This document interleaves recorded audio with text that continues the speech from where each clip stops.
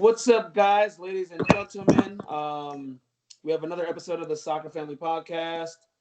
As my friend M would say, I have a cast of wonderful, not great-looking characters today. So I'm gonna let them introduce themselves and the club they support.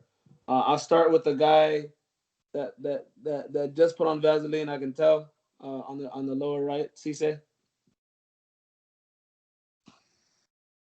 Listen, man, I'm forever moisturized. I want you to know that, man.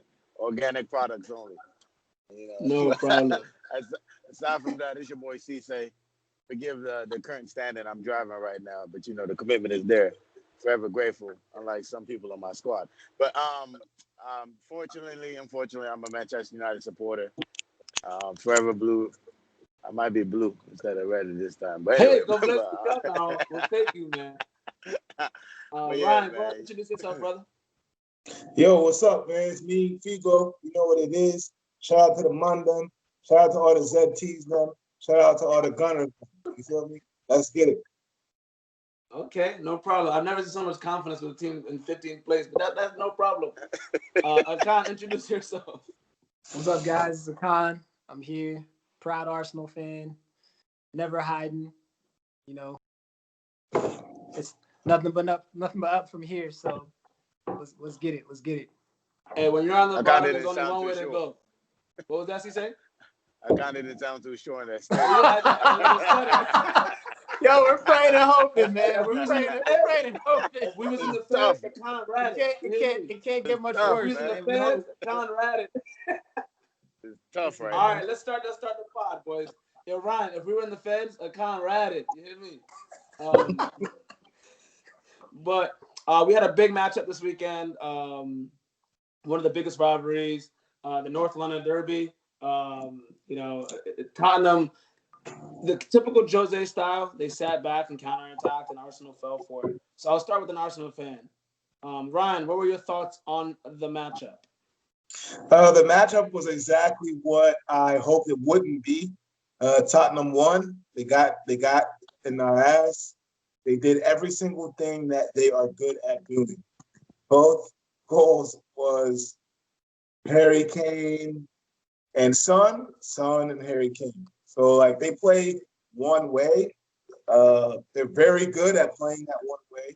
They have been successful all season, and they hit us on the break twice. One of the goals, as you know, our new maestro, he, rather than fall down on the pitch, he ran off on the sideline and talked to the coach. I don't know what was going on with that. That left us exposed at the back for the second goal. And, of course, they went up 2-0 before the first half. But the reality of it is Arsenal didn't score a single goal during that game. So even though we went up 2-0, that didn't change the fact that we didn't score at all. So the reality of it is, man, is we can't score.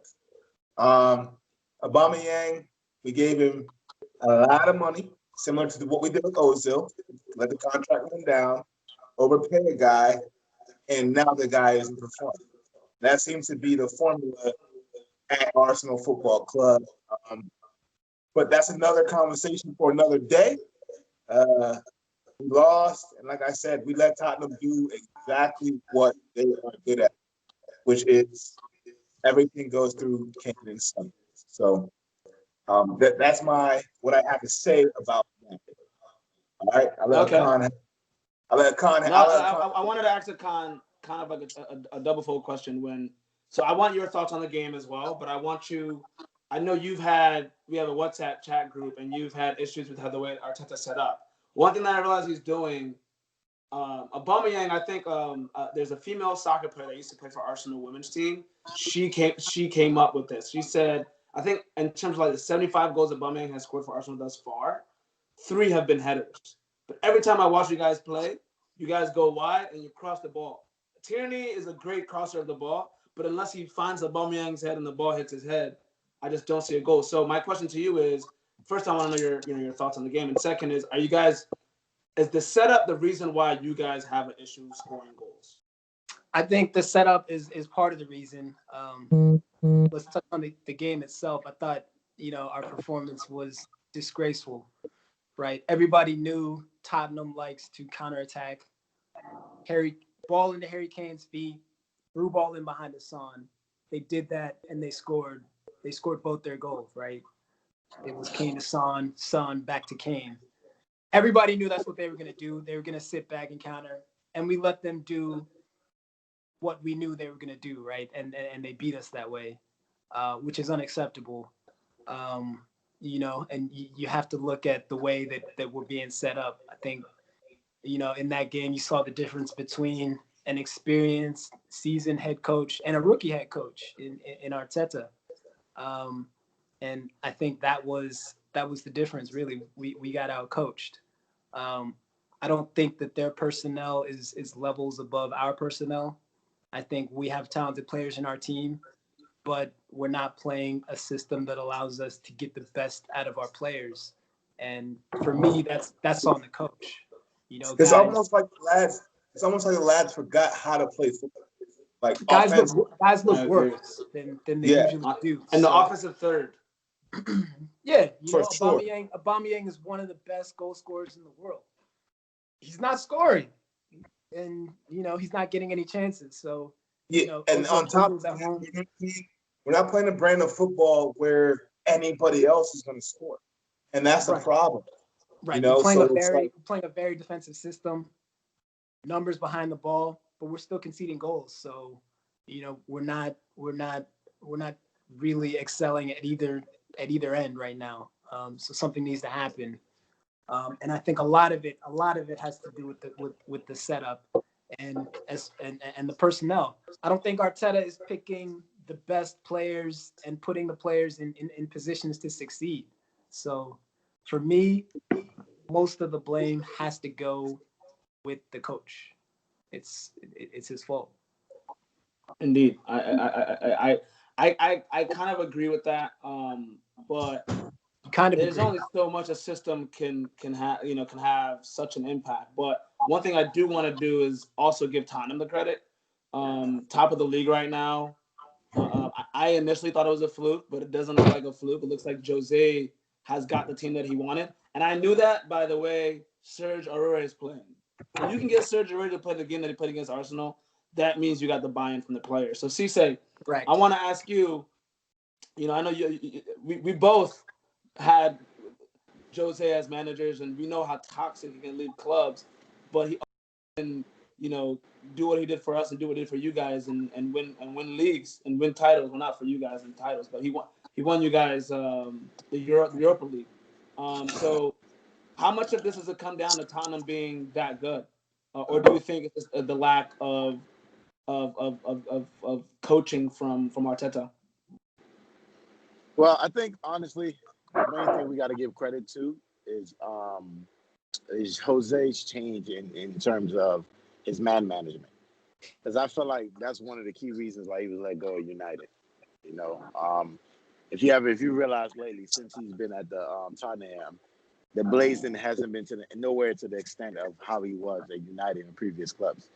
And then also a big indication of that was that documentary on Amazon. I was watching mainly on Jose's management of the players, how he talks to them.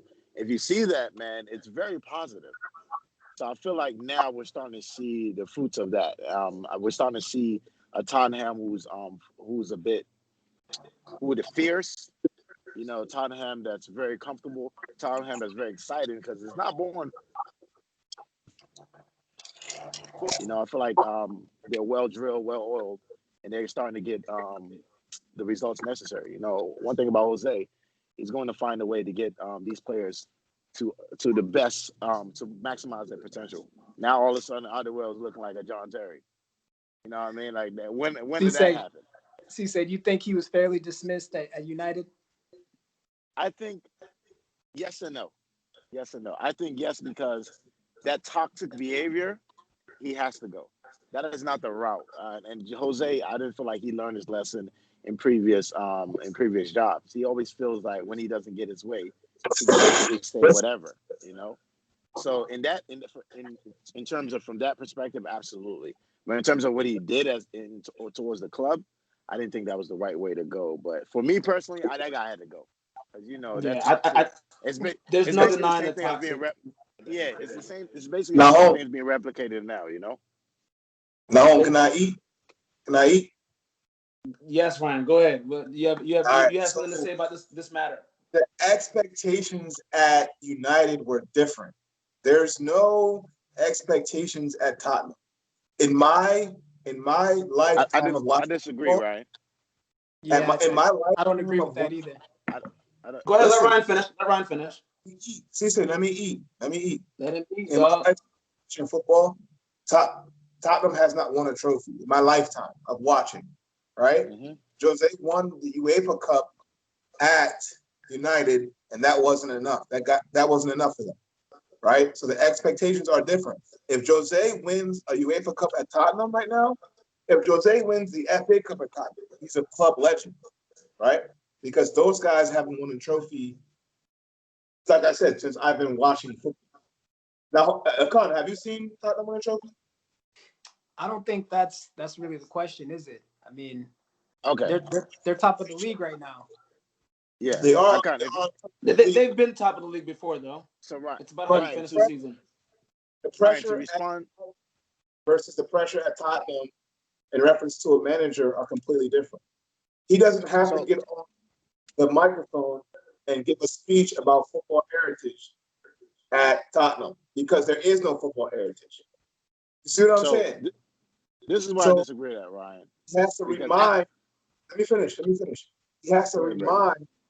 He has to get on the microphone and remind United fans of football heritage. He has to remind them that before I got here, y'all were some shit. All right, and after I leave here, y'all are gonna be some shit.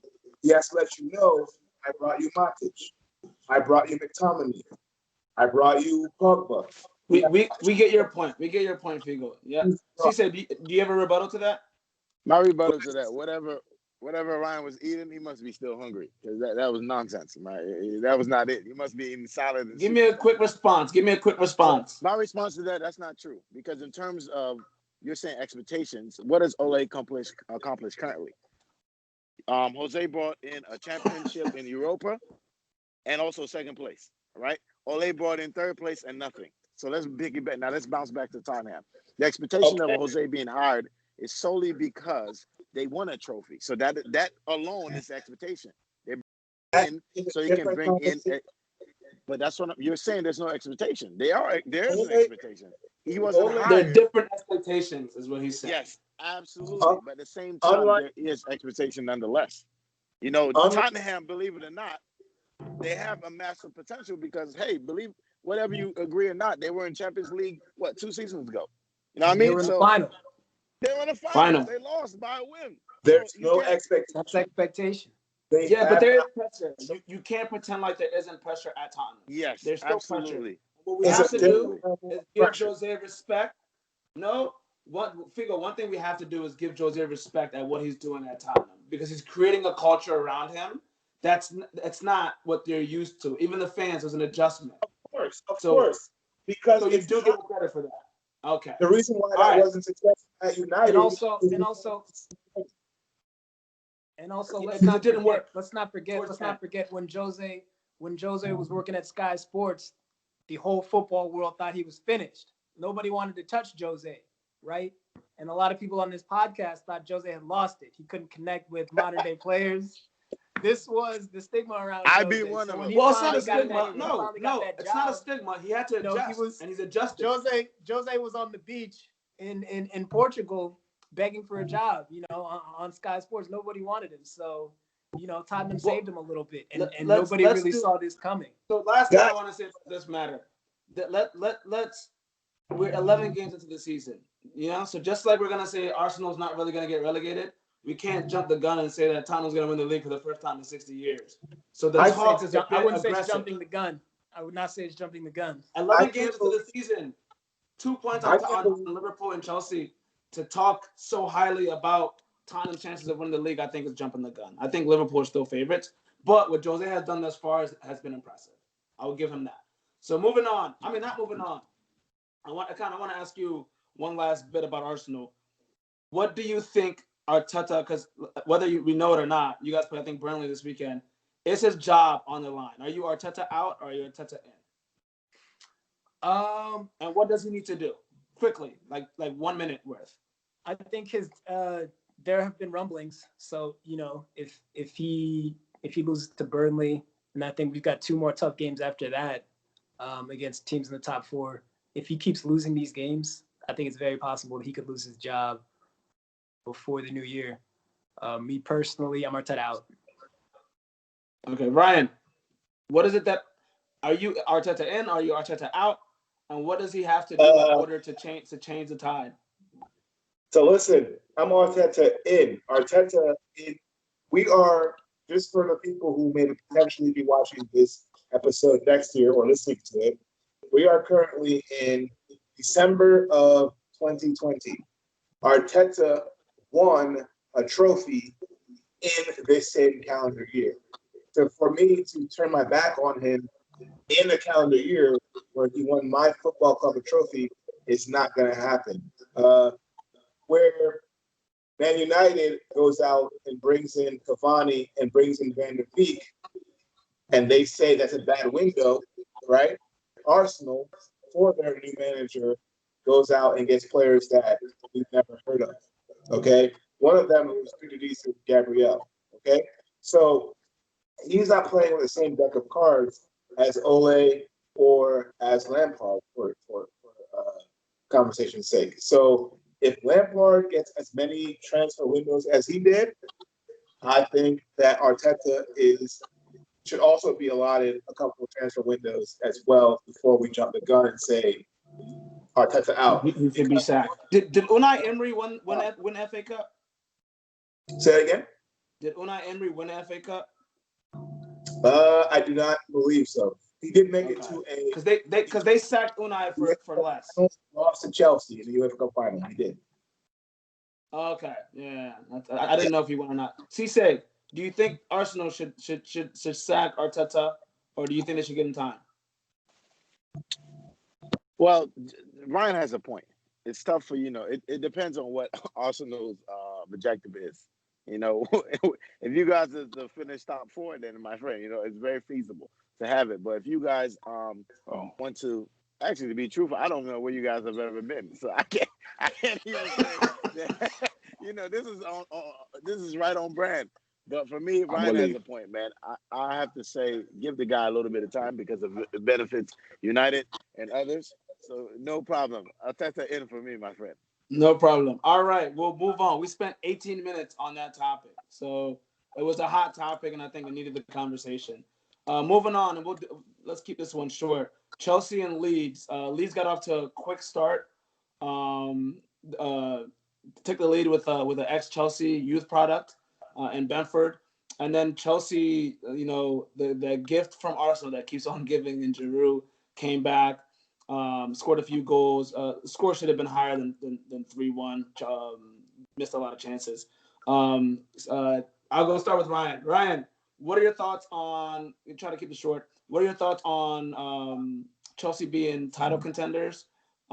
Is it too early to call, or is this just a phase where Chelsea's playing good and then the old times is gonna spin the block, as the kids like to say? Nah, in a year where nobody is running away with the league, Chelsea is definitely title contenders. Chelsea have upgraded well. The upgrades are paying off. The goalkeeper has been excellent. Most football fans do not know Chelsea goalkeeper's name, okay? Which is a good thing. It's the absolute lie. I'll say it again. Mendy? Right. Most fans do not know his name. Okay. Before he came. That is a good thing. They don't know your goalkeeper's name. Chelsea looked good. In my opinion, I don't think it's a fluke. I think you guys gave Lampard the right amount of time and the right amount of support so you can tell if he's a good manager or not. Okay. And so far, in my opinion, Chelsea looked great both in Europe and in the Premier League. So, I hate to say it, I hate to say it, but Chelsea are definitely title contenders, in my opinion, this year. Excellent. Yeah. Excellent. Akan, there's a lot of talk about Thiago Silva and Chelsea buying him and how he's old. A couple men on this podcast have said, why would you buy him when you need somebody young and agile? He's not. The league is too fast. What has your thoughts been on Thiago Silva and adjusting to the league? And do you think Chelsea, will be in and around to contest? Well, Thiago Silva is old, and he does need time to adjust to the league. We all saw his debut. The guy was horrendous, right? It was embarrassing. He slipped on the pitch. He's passing to the other team. How dare you slip on the pitch? But he's You're giving old. up goals. He's giving up goals. But it seems like he's settled in well as Cr7, right? Who's been fantastic, and the goalkeepers come in and played well. Conte is back, and all of those things have contributed to Chelsea looking like a solid defensive unit. But it's still early, right? If Thiago Silva is going to be the guy, let's see how he gets on later in the season, before we start crowning him a super success, right? Because nobody's going to remember these, the stretch of games that he's had here. It's going to be end of the season when the points get tight, and more important, let's see if he's still there. So, the jury's still out on Thiago Silva, but he has looked good, and we've seen his resume. So let's see. As far as Chelsea as a team and their title contention, I'm not sold. I think this year might be a little bit too early for that team. They have a lot of new players. They're a very young team, but they've had success early.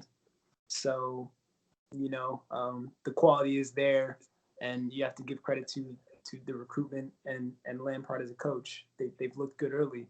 But for me personally, I think it's just a year too early for them. I think there's other teams that are more mature and have been together a little bit longer, like Liverpool, even Tottenham are more, I think, a more cohesive unit.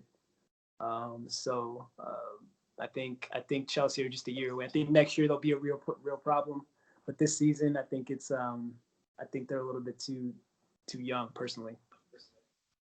Interesting point. I wish we could take that energy and apply it to Tottenham when you said, let's wait to the end of the season when the games get tight. Absolutely. But Cesay, Absolutely. Cesay, I want to hear quickly what your thoughts about Chelsea, but also Leeds. Leeds is, I think Giroud said it best in his post-game interview. He said he's never played against a team that ran that much that quickly. And they're just all over the pitch.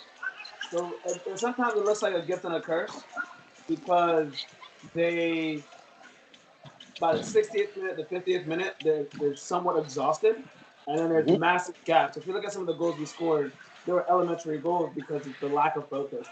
So, what are your thoughts on the game, and do you think Leeds are sustainable in the Premier League? The way they play. Seeing how they're not involved in as many cups as high-profile teams, then it somewhat is sustainable. But it's only sustainable seeing how fast they can produce, or I should say, they can execute. So if you're going to play that high-press ball, that high-intense ball, you got to be able to execute within the first half, no later than the 50th, 60th minute. Otherwise, then at some point it's going to be lights out. Especially as in a physically demanding league like the EPL. So for me, it all goes down to how quickly and how well they can execute in the final third. That's really what it matters, because you can see they can build up very well. They knock ball very well. Their press game is pretty much on point, but they got to be able to finish. Just like you said, it's minor errors, and those errors comes from what? One man them tired, one man them the bus, So, in a sense, if they can execute, it should be fine. If not, it's going to be a very, very long season for those guys. No, I agree. I think they have a finishing problem. Even against when they played Arsenal, I think they had like 24, 25 something shots on goal and only like 3 goals on target. So I have a prolific striker, man. Yeah, they definitely use. What's that? So we parked the Arsenal bus. I mean, yeah, you guys had 10 players, but they were missing clear cut almost chances, just not putting them on goal. So moving on from that, Manchester United has been a hot topic so far. This is what I'm waiting for. They were down 1-0 to West Ham and came back and won, I believe, 3-1. And the one change in the second half was a Portuguese guy by the name of Bruno Fernandes. But every time it seems like, in the past 2 weeks in the league at least, United will go down and come back and win. We all know that's not sustainable. So, Sesay, what are your thoughts on that game, and just United period, where you guys are at? Just to make it clear, United's ass, right? Okay, I'm a United fan, so I just want everyone to know that my topic, that my stance has not changed. So United, well, let's start with Ole. Ole is inept, like I've always preached about for the last almost a year now. He's incapable to manage United. It's way past them, and it keeps showing with these redundant mistakes consistently over and over. It always seems like Ole is like a tale of two halves. One half, the guy's experimenting. When he realizes the experiment don't work, oh shit, let me change it. Let me figure it out. And I'm tired. I'm sure most United fans can agree with this, of this experimental thing. Like we're almost 2 years in, and the guy still hasn't figured it out. The guy still hasn't figured it out, and that's very, very frustrating, man. At this so point, are you Ole out? Am I hearing that correct? Don't even ask me that question. Like, when is he going out is the question I want to know, man. Okay, no problem. How much more is necessary, What else does that guy need to do at this point for him to be freed? Man, how Figo. Hey, we all know, as soon as Ole's back is against the wall, the guy just breaks through, man. It's not sustainable now. It's not. And I feel like, okay, this is a key thing that you guys probably do realize. Crashing out of the Champions League is out of favor for Ole. Blazers don't play about their money.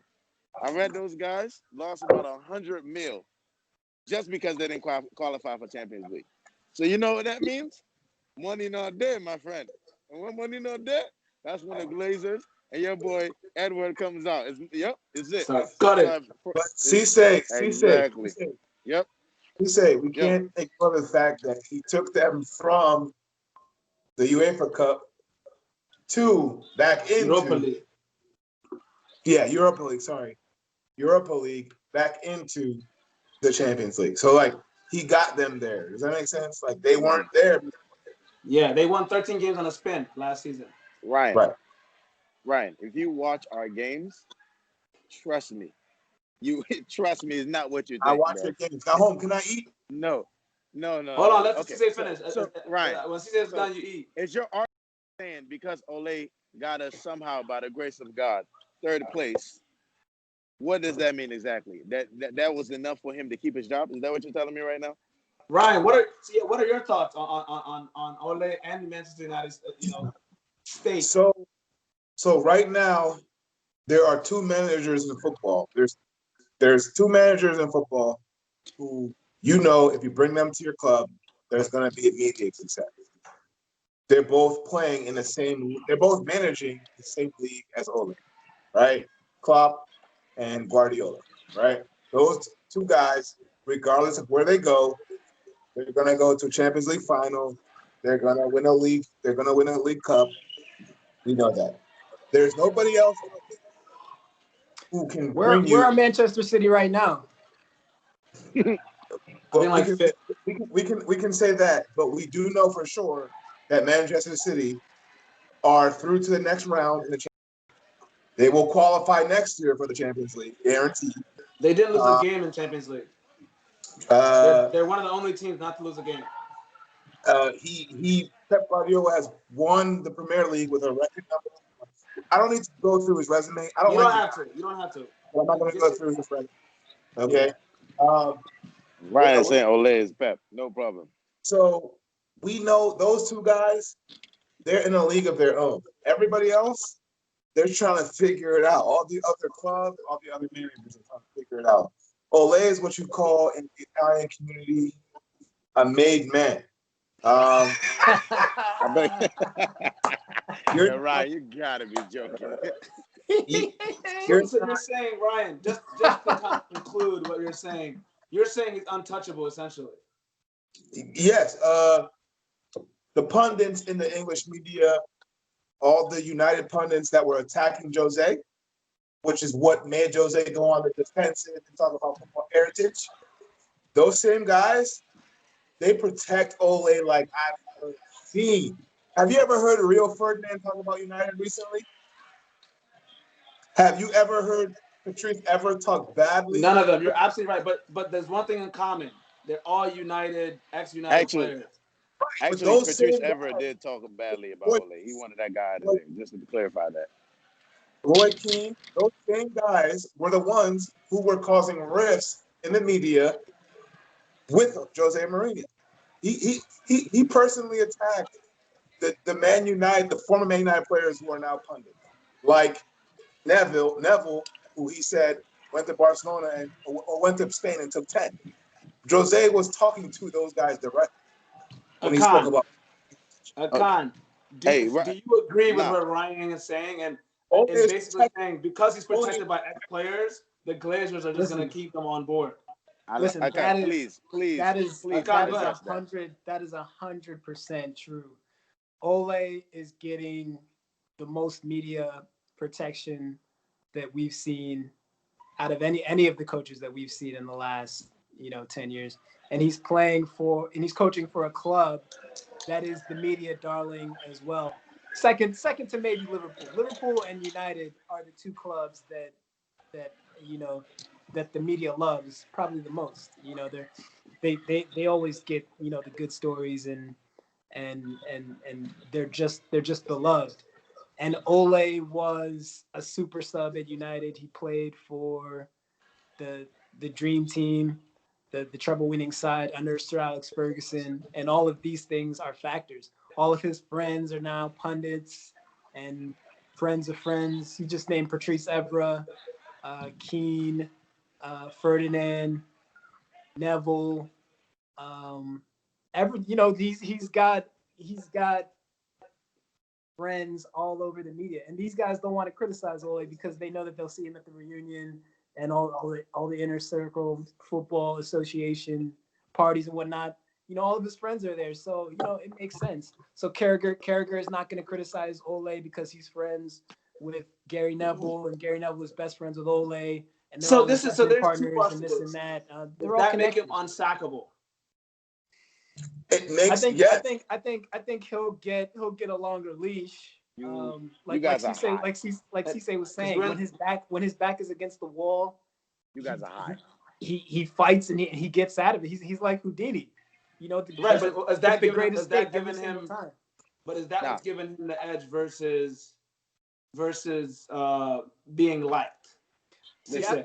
Yes. There's not pressure to sack Ole from the media. Everything was fine. Listen, everything you guys are saying, I'm not disagreeing with, right? The only issue is now we are out of Champions League. You guys are really undermining that. Money is gone.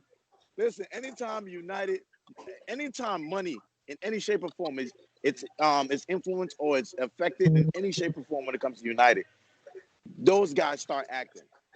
The simple fact that we've lost 100 mil because we were crashing out of Champions League, bro, is going to go. Ole is gone.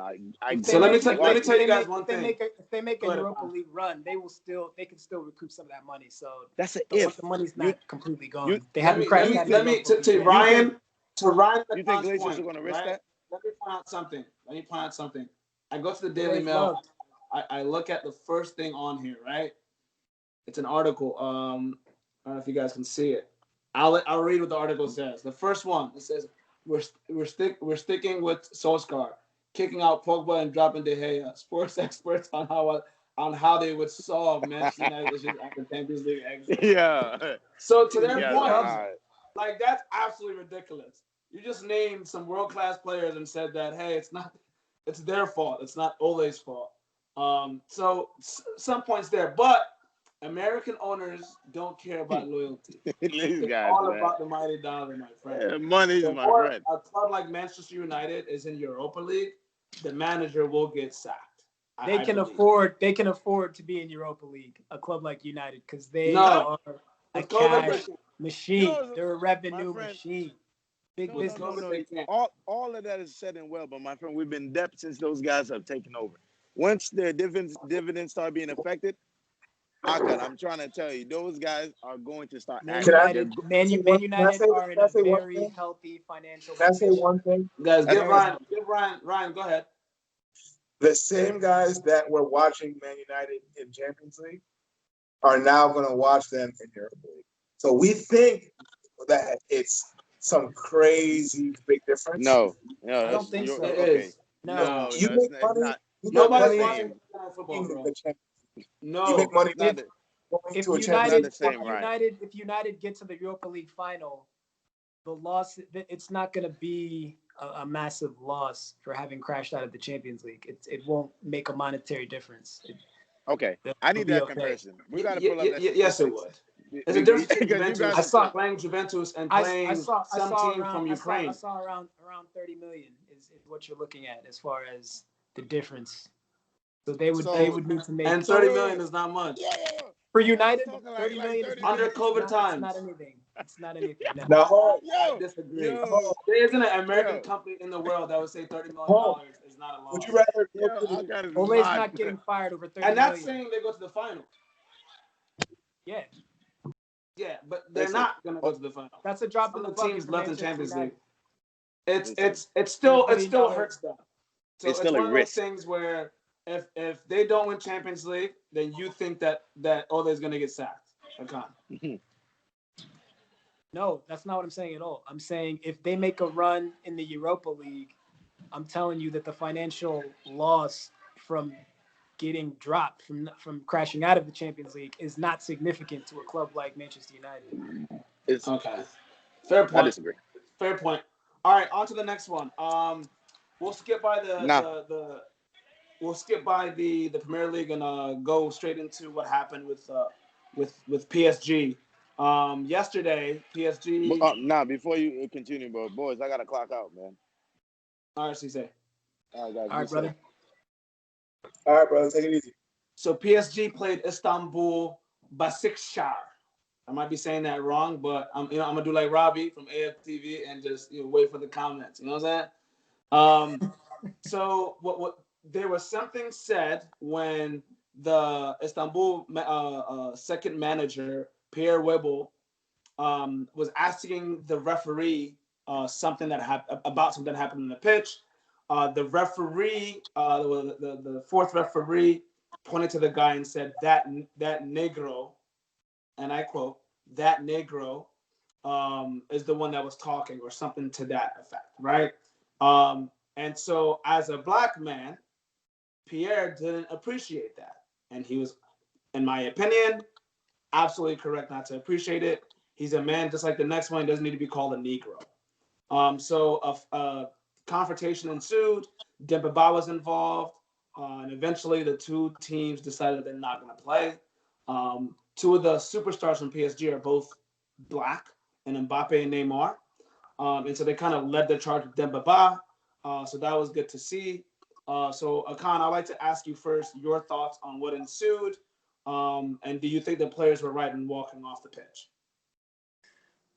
Well, yeah, I think the whole situation was unfortunate.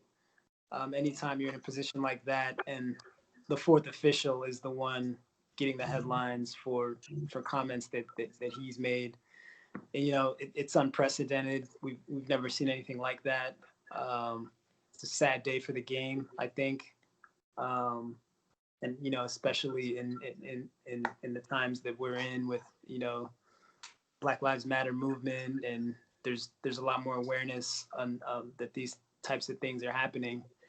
And, it put everybody in a weird position. But I think it was good to see the players, especially the big players, Neymar and Mbappe, come together and support and do the right thing and walking off the pitch. In the past, we've seen abusive fans, and it used to just be one player would walk off the pitch, and you would see players fighting to keep that player on the pitch and continue the game. So it was nice to see both teams unite and leave and really make a statement and let everybody know what's important here, and put the game aside for the sake of humanity, and abandon the match. So I thought it was great to see. Excellent. Ryan, what are your thoughts on the situation? I know the referee is also Romanian, so he was trying to say he was saying negro, but last I checked, Romanians don't speak Spanish.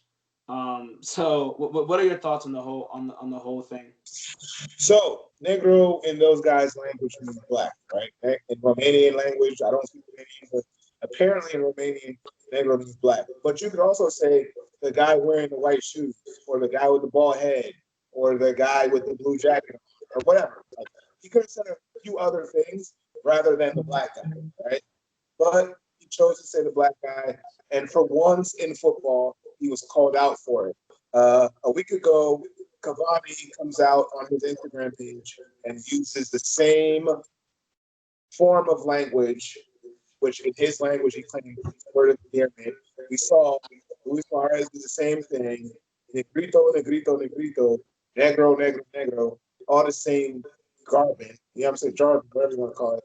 It's the same nonsense, right? So the referee says the black guy. Cavani says Negrito on his Instagram page and plays the very next week, and there's no problem. We see bananas throw on field, and then Alvarez eats the banana and takes the corner kick. So it's nice to see that the players are finally starting to take a stance, but we are here. The three of us are here in the United States, and we don't see those type of things. We don't see bananas thrown on the basketball court or football fields. Even the most racist of stadiums like Fenway Park or the I don't want to put Boston on blast, but just historically there documented racism in Boston, right? I think they have thrown a banana. Definitely Boston.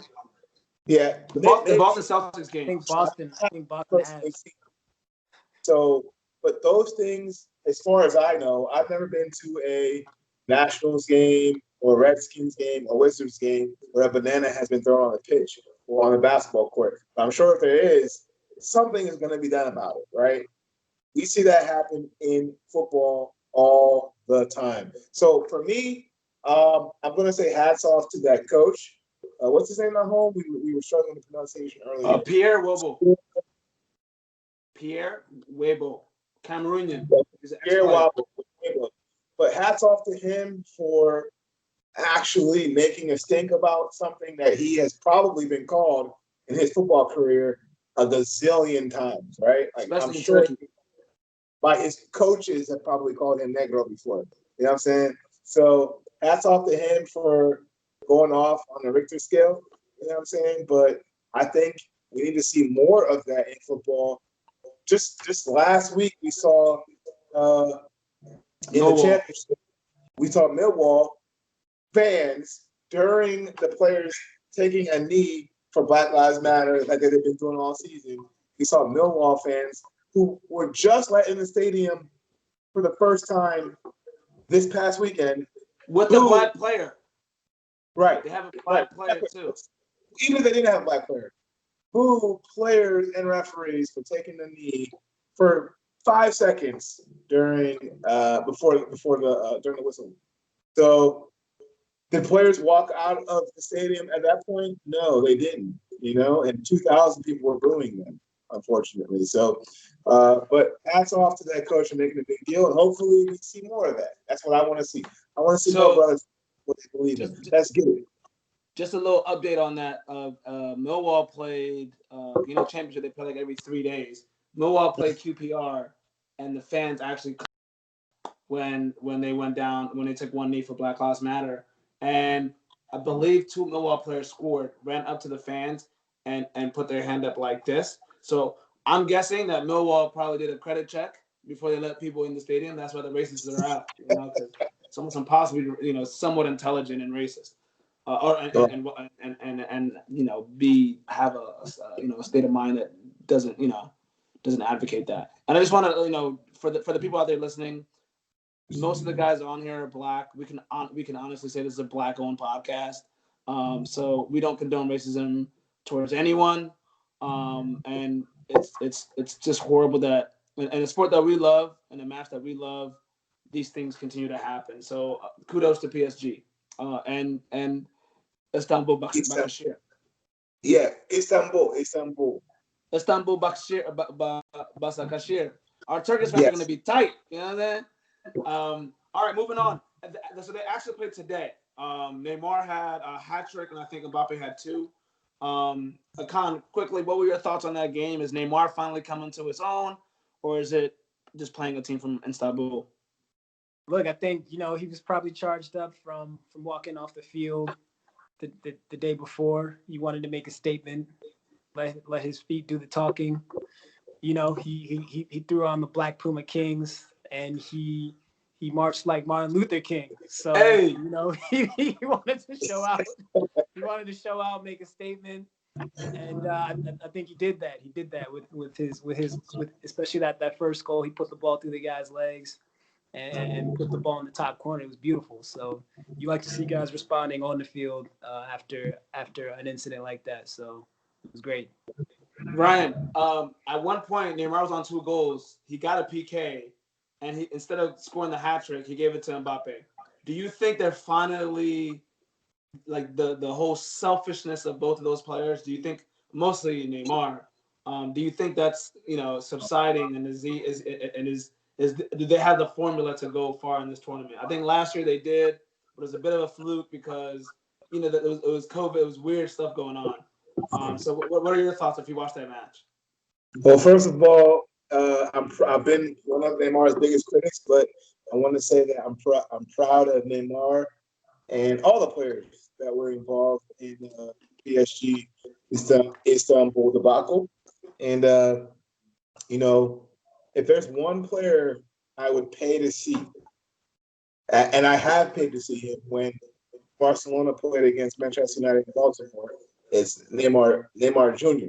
Okay, so he is the most entertaining. He is the most entertaining footballer to date. Meaning that some guys, football can be a bit lethargic at times, right? But if you buy a ticket to go see PSG, the chances are Neymar going to push the ball between somebody's legs, right? And that's what me personally, I pay to see guys get nutmeg. You know what I'm saying? Like I want to see that. You know what I'm saying? So Neymar today nutmegged somebody and scored a goal. And as you said, he scored another. And then he gave the PK to Mbappe, which I think is excellent. So both players, not just Neymar, both players are older than they are when they started, obviously. And they went to a final last year. They lost. And I think that they've grown. Hopefully, you know, hopefully they can continue to just extend on what we saw them do last season. And Neymar can get over the line with a CL final, man. Just you don't hear anymore like Neymar's. Whenever Neymar's sister had a birthday, he knew about it. Now this 2020, I don't know when his sister's birthday was. You know what I'm saying? So it's He's saying like he's matured. he's COVID. mature. He's mature. COVID. He's been to enough of his sister's birthday parties. You know what I'm saying, Akan? I think it's about time for him to mature. No, But yeah, sure. I mean, my thoughts on the match was, it's typically PSG. If Mbappe's been struggling lately, so if one of them is on, they tend to win games. But when they're not, there's really not that back support, and then their defense can't keep shutouts. So that's usually when they get caught out. So when you play a team like Bayern Munich, when you play a team like Juventus, when you play a team like Barcelona, when you play a team like Liverpool, you need 11 solid players on the pitch, on the defensive end and the offensive end. So that's where they struggle when they play those teams. So it'll be interesting to see who they draw in the next round. Another For big sure. match today was Barcelona and Juventus. Juventus gave them a proper smacking. Buffon was fantastic. It looked like a 25-year-old Buffon. Ronaldo was fantastic and scoring two PKs, one in which he drew. Akan, I'll start with Ryan. Ryan, what were your thoughts on the match and what's going on at Barcelona? I think they just lost their league game at home as well. All right, as constructed, I think the three of us are all football guys who watch football. We're familiar with, especially the top tier clubs like Barcelona and Juventus. As constructed, the Juventus team is much better constructed. I think we can all agree than the Barcelona team. Even if you were to take out Ronaldo and you were to take out Messi, and those two teams are play against each other, the Juventus team has a lot more talent, in my opinion, than the Barcelona team. I think in many people's opinion. So when you throw those two Galacticos in there, Messi and Ronaldo, I think Ronaldo has more support. Juventus right now are flying on all cylinders. It was great to see the two of them go up against each other. And then on the flip side of it, you have a happy Ronaldo who made the choice to go to Juventus. And then you have an unhappy Messi who is claiming Barcelona lied to him, right? So in terms of dressing rooms, Akan, I'm going to ask you this. Sorry, Nahome, to steal your thunder. Go for it. Ask Akan a question. Which dressing room would you rather be in right now? The dressing room with Messi, who is accusing his leadership of being liars, or the dressing room with Ronaldo, who chose to go to Juventus? Go ahead, Akan. Look, just to go back, I disagree that with the statement that Juventus has more talent than the Barcelona team. I wouldn't say they have more talent. I would say that Juventus is better constructed. I'd say they're more balanced. They put pieces in their team that fit. They brought in Aaron Ramsey. Weston McKennie is in that Juventus team.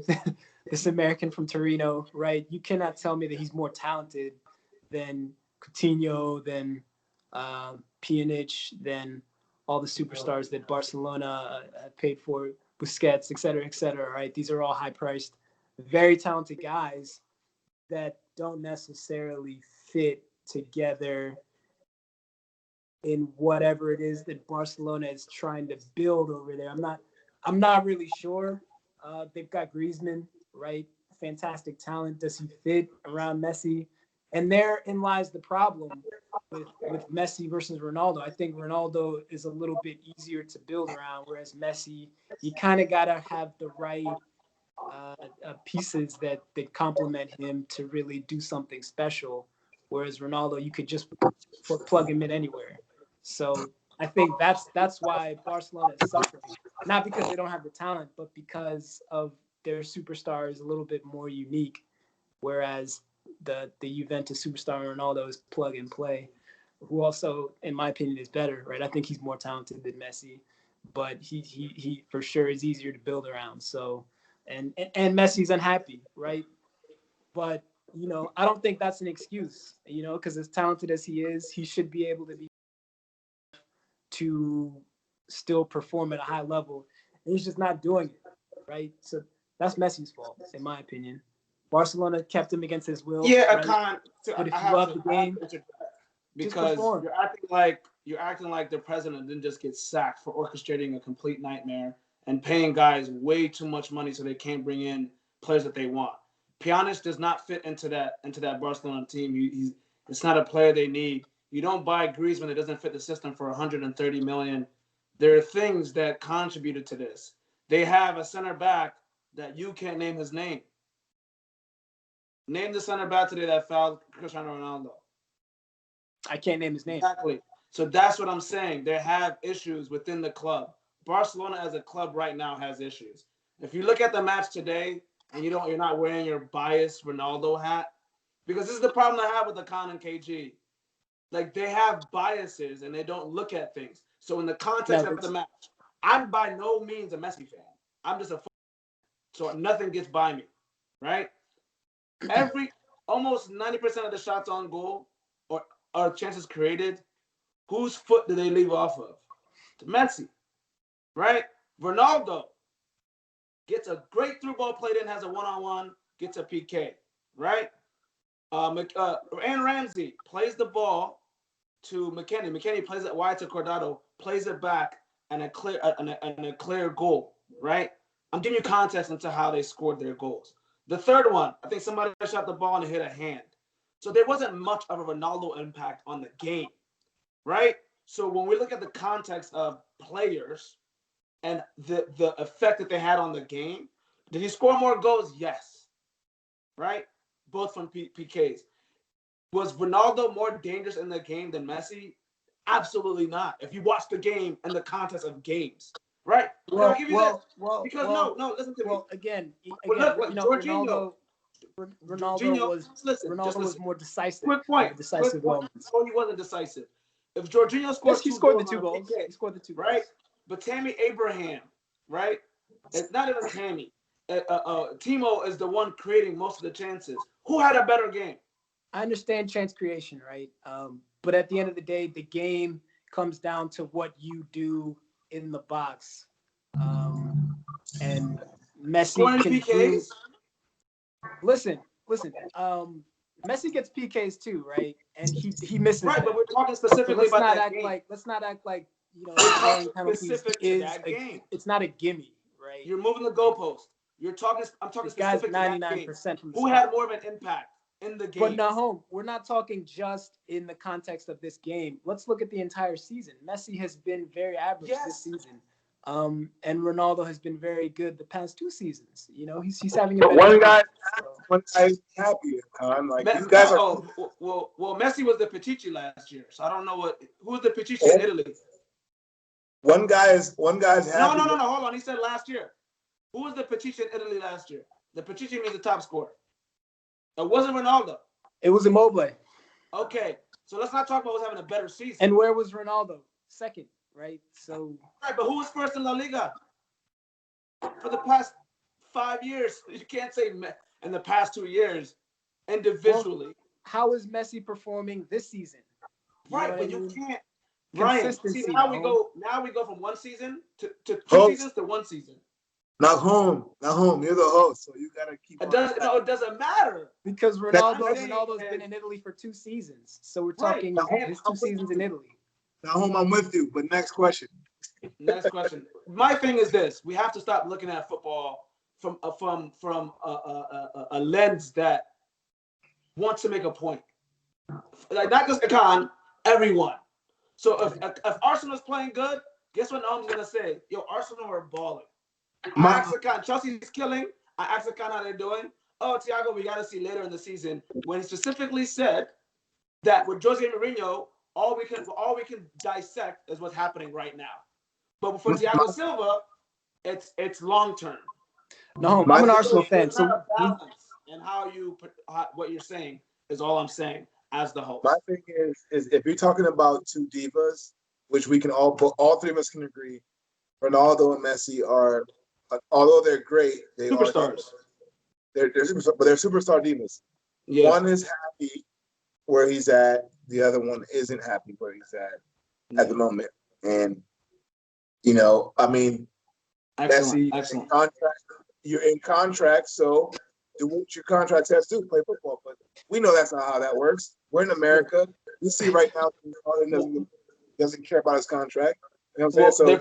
They weren't professional as well because that contract was over. It's just COVID happened and it extended the date, and they didn't want to let him leave, which is why the president got sacked. But we move on. Right. We're talking about a guy who's been there since he was 11 years old. So they can get an extra year because of COVID. You know what I'm saying? In reality, let's not pretend like Messi has been happy. The greatest player in the club history. Entire spell at Barcelona, he's not been happy the entire time, right? So, at the end of the day, as fans, all we can do is look at the production. We have to. And we can argue to the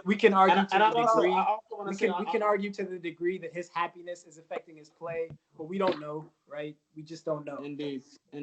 Okay, so speaking of another team where Ronaldo left and they're still winning, Madrid, who won the league last year. So Madrid was struggling initially off the gate, but they were able to pull, a rabbit out of their hat. And win the group by Inter tying Shakhtar and Madrid beating Mönchengladbach. Ryan, did you watch the match? What were your thoughts? And Zidane is kind of like Ole, man. When the pressure's on, he somehow pulls it through. Yeah, a lot had to go right for Real Madrid to go through. Everything went right for them to go through. And on top of that, they're Real Madrid. So at the end of the day, man, they're into the next round. And what can we say? You know what I'm saying? Zidane has, what is it, 3 Champions League finals and now a league title. So if the Yeah, I think 2 league titles. Huh? He might have 2 league titles, I believe. He won one with Ronaldo, I'm pretty sure. No, I think maybe he did. Maybe you're right. Yeah. But they definitely won one without Ronaldo. Yeah, but Madrid, that group, if you look at the points, although Madrid there was a chance of them losing the group or finishing third. It's Madrid. Like, we know they're going to win there. We know they're going to take care of business, and we're unsure of the other 2 teams, right, that were involved. So hats off to Real Madrid for taking care of business. I'm glad that they did, because I did not want to see, as an Arsenal fan, Real Madrid in the Europa Cup. So Real and Atleti, okay, they made it to the next round, and all we got to worry about is Manchester United and Ole.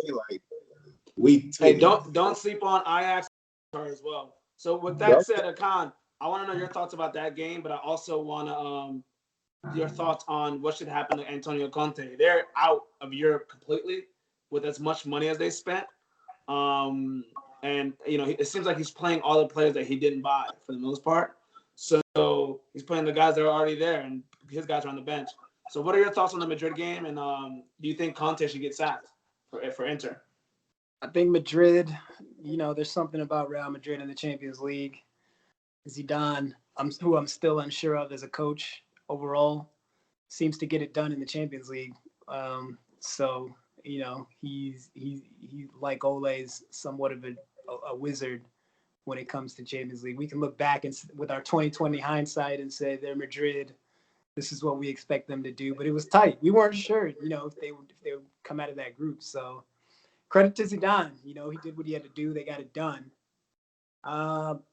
In terms of Antonio Conte, I think he's at the end of his life there. I think, they need to let him go, personally.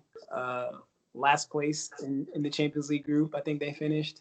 That's unacceptable with the talent that they have in that team, with Lukaku, with Lautaro, the forwards that they have, the midfielders, the defense. The last place is not good enough. And Inter are a team that I think expectations are getting higher and higher. With the more money that they're spending, they should have done better. And Conte, throughout his career, it doesn't seem like he has much luck in the Champions League. I don't remember him doing much with Chelsea or even the Juventus. He was at Juventus. Yeah, I don't remember him having much success there either. So that was it for me. I think last place in the Champions League group is unacceptable. That's a fireable offense. So I wouldn't be surprised if they sacked him. Indeed. Ryan, both of you guys, we're about to conclude. I wanted to ask you who your favorite was to win Champions League and then win the Europa League as well. Okay, with taking your unbiased glasses off, right, or hat off. Ryan, who's your favorite to win Champions League this season? Juventus. Okay. It's their year. The Juventus trust the process, as we would call it here in the United States. The project, as they would call it in Paris, has been going on for quite some time now. And I think this is their year. I think this is Juventus' year. Okay, I do want to point out to you that Juventus is kind of struggling in the league, but Ronaldo's back, so he's carrying them. So, yeah, who's your favorites for Champions League? Who's your favorite for Champions League? For me, Juventus as well. I think it's Juve's year. Cristiano Ronaldo, tournament specialist. The guy looks like he's at the top of their game. I like the additions that they made to that squad. Aaron Ramsey is also a bit of a cup specialist himself. Weston McKennie has looked good. And I think they've had an extra year to gel with that core. And I think it's going to be wide open in Europe this year. I think Juve and Bayern Munich would be my two favorites this year. So maybe if they meet each other in the semifinal or quarterfinal, whatever, at some stage, the trophy's going to go through Juventus or Bayern Munich. Okay, so I actually disagree with you guys. Yeah, their manager was sacked about 4 months ago. So I don't think maybe next year, but this year I think for anyone to tell me there's a team better than Bayern Munich in football right now, I think it's, mind you, with adding Leroy Sané. When Chelsea won their Champions League, who was their manager? It was what's his name? I forget his name. But Roberto Di Matteo, who took over exactly, after but had been sacked, right? That's like saying Leicester City won the league, so Burnley can win the league. Well, Leicester City didn't have Cristiano Ronaldo, did they? A player like that. Yeah, Chelsea didn't have Cristiano Ronaldo either. Well, they had Akan, you got Didier Drogba. Do you have a Cristiano Ronaldo fat head on your room? Do you have CR7 draws? Listen, I'm a just saying football my fan. favorite is, man. I have no dog in I'm saying nobody can tell me there's a team that can beat Bayern. Bayern Munich played their bench and won 2-0. Like nothing's going on. Like Juventus is not that great this season, and I'm putting it on league play. That's all I'm saying. Because I think it does help. Hats off to Juventus for sacking a manager after winning the league. Yeah, that's the type of stuff. And I hope we've agreed on a lot of points tonight, but I can't agree with you on this one because that Bayern Munich is the favorites.